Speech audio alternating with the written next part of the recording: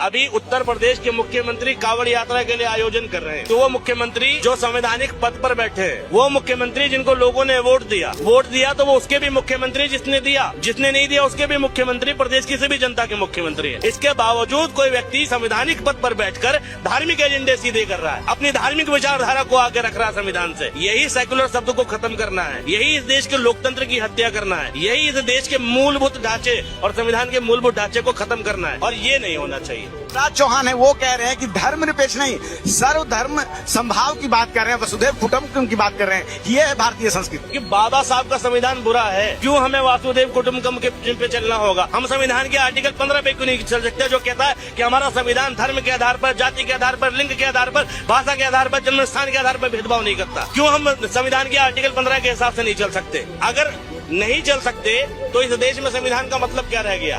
Law and order का मतलब क्या रह गया? कानूनी व्यवस्था का क्या मतलब रह गया? इस देश में जाति के नाम पर कई सारी हिंसाएं हो रही है, कहीं यादवों की चोटी काटी जा रही है, कहीं लोधो राजपूतों को लैटरिन खिलाई जा रही है, कहीं जाति के नाम पर किसी के ऊपर पेशाब कर दिया जा रहा है। ये सेकुलर शब्द और संविधान की धाराएं होने के बावजूद ये सारी चीजें हो रही है। क्यों? क्योंकि संवैधानिक लोग नहीं है सत्ता में।